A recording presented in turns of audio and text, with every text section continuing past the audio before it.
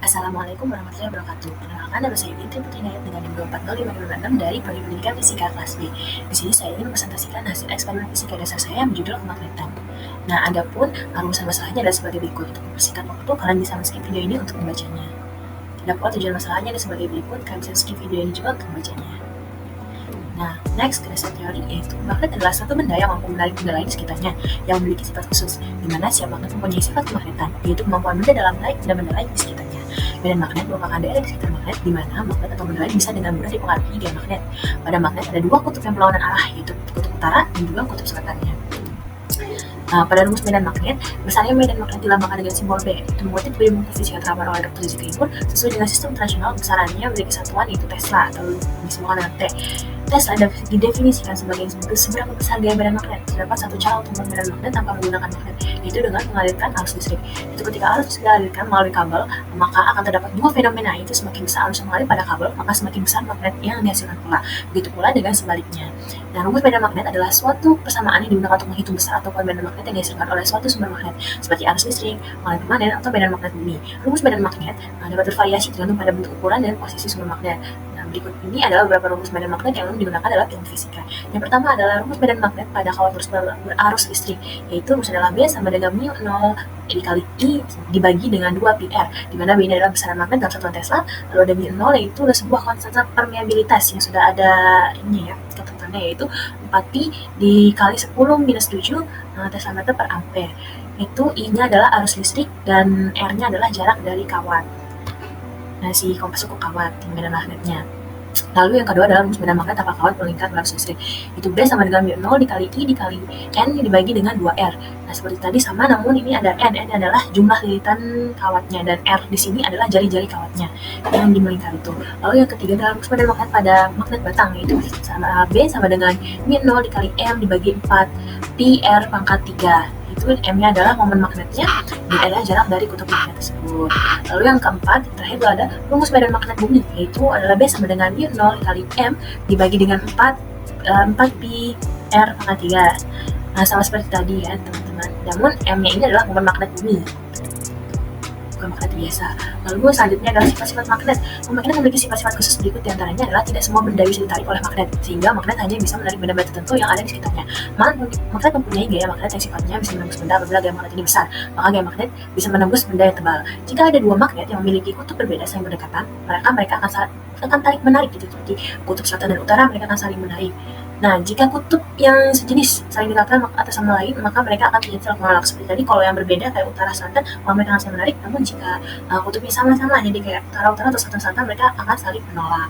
Lalu medan magnet akan membentuk gaya magnet yang apabila sebuah benda didekatkan dengan magnet, maka gaya magnet yang ditimbulkan magnetnya akan semakin besar dan juga sebaliknya. Lalu yang terakhir adalah hukum Ørsted. Itu hukum Ørsted menyatakan bahwa ketika arus listrik yang stabil mengalir melalui kawat, ia akan menciptakan medan magnet di sekitarnya. Adapun aturan hukum Ørsted adalah bahwa garis medan magnet mengelilingi kawat membawa arus. Lalu yang kedua ada garis medan magnet terletak pada bidang tegak lurus terhadap kawat. Yang ketiga ada jika arus dibalik, arah medan magnet pun akan terbalik. Nah, lalu kekuatan medan magnet berbanding lurus dengan besar arusnya. Yang terakhir adalah kekuatan medan di titik manapun berbanding terbalik dengan jarak titik tersebut pada kawat. Nah, berikut adalah alat dan bahan yang kita gunakan pada persiapan kali ini. Yang pertama ini adalah kawat melingkar. Lalu ini yang di tengahnya itu ada jarum kompas untuk menunjukkan nanti arah dari si medan magnetnya. Lalu ada magnet, ada serbuk besi, ada wadah atau kertas. Lalu kita menggunakan ampermeter. Kita tidak menggunakan voltmeter ya, ataupun yang dari multimeter. Lalu kita menggunakan hambatan geser dan kawat lurus yang telah dililitkan kepada penampangnya. Nah, ke prosedur percobaan, itu percobaan pertama, kita mencari medan magnet itu pertama siapkan wadah atau kotak kertas HVS itu bubuk magnet dan buah magnet. Lalu taburkan bubuk magnet ke wadah atau kertas HVS. Ini bukan bubuk magnet ya, itu bubuk besi maksudnya.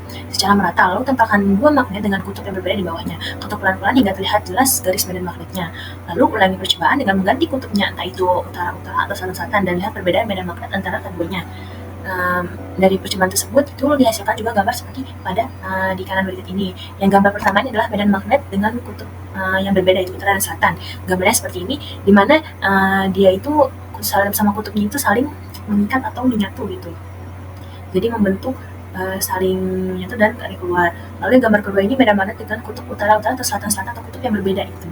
Nah, di sini medan magnetnya saling bertabrakan atau mereka tidak saling menyatu, mereka tolak menolak. Nah, selanjutnya adalah percobaan yang kedua, yaitu pertama adalah rangkai secara seri kawat atau kabel tembaga lurus yang ditambahkan di penambang. Lalu ada ampermeter, power supply, dan hambatan geser atau seperti gambar di samping berikut ini yang ada di sebelah sini. Ada gambarnya. Lalu taruh jarum kompas di bawah kawat, nyalakan power supply-nya dan atur arusnya. Lalu lihat perubahan atau simpangan yang terjadi pada jarum kompas. Lalu catat besar simpangannya. Ketika power supply dan ulangi percobaan dengan mengubah arus terlebih dahulu atau mengubah jarak antara si kawatnya itu dengan si jarum kompasnya. Nah, adapun hasil dan analisis data dari percobaan kita seperti ini. Nah, kita dari itu kita pertama adalah mencobain arus sebagai variabel bebasnya. Jadi yang diubah ini adalah arusnya dengan jarak dari si kawat ke jarum kompas itu konstan ya teman-teman. Nah, lalu ada dapatkan simpangannya adalah seperti ini. Nah, di sini juga terlihat bahwa grafiknya adalah menaik, di mana mengatakan bahwa semakin besar arusnya, maka simpangan atau medan magnetnya juga semakin besar. Lalu di sebelah kanan adalah data dari jaraknya sebagai variabel bebas, di mana berarti si arusnya ini konstan, namun jarak antara si kabel atau kawatnya ini terhadap kepada si jarum kompas ini diubah-ubah. Dapatkan adalah sebagai berikut simpangannya. Ini adalah menurun. Ini dibuktikan bahwa semakin jauh jarak antara si kawatnya dengan jarum kompasnya, maka semakin menurun juga simpangannya atau medan magnetnya, karena semakin kecil si medan magnet yang berada di sininya. Lalu percobaan yang ketiga yaitu pertama rangkai secara seri lagi, yaitu kabel tembaga melingkar, ampermeter, dan power supply dan hambatan geser atau seperti gambar di berikut. Itu seperti tadi ya rangkaiannya, namun bedanya ini kita menggunakan kabel melingkar. Lalu taruh jam kompas seperti tadi di tengah kawat, lalu nyalakan power supply dan atur arusnya. Lihat perubahan atau simpangan terjadi pada jarum kompas, lalu catat besar simpangannya.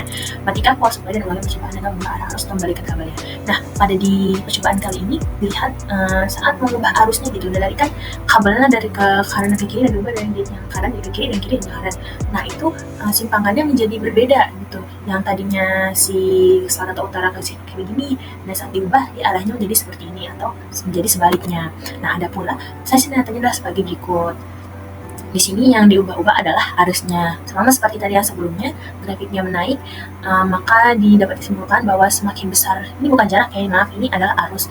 Bahwa semakin besar arusnya, maka semakin besar pula simpangannya atau medan magnetnya.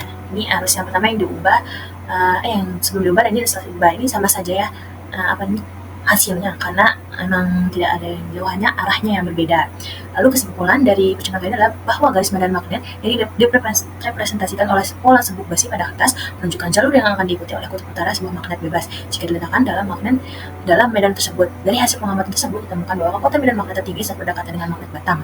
Seiring dengan meningkatnya jarak dari magnet, kekuatan medan magnet menurun. Hal ini sesuai dengan hukum inverse kuadrat yang menyatakan bahwa intensitas medan magnet berbanding terbalik dengan kuadrat jarak dari sumber magnet. Begitupun saat kawat dialiri arus listrik, di mana kawat tersebut akan menghasilkan medan magnet yang pada akhirnya akan membuat simpangan pada kompas dan tidak lagi menuju pada kutub utara atau selatan saat kawat dialiri listrik. Pada kawat terus semakin besar arusnya, maka semakin besar juga simpangannya karena medan magnet yang ikut membesar pula. Sedangkan semakin jauh jarak antara kawat dan kompas, maka semakin kecil simpangannya karena kurangnya medan magnet yang melandasi jarum kompas tersebut. Nah, pada kawat melingkar juga sama, di mana semakin besar arus listriknya, maka semakin besar pula simpangannya. Baik, mungkin itu saja presentasi yang dapat saya sampaikan kali ini. Mohon maaf jika ada salah kata atau kekurangan dalam informasi. Terima kasih. Wassalamualaikum warahmatullahi wabarakatuh.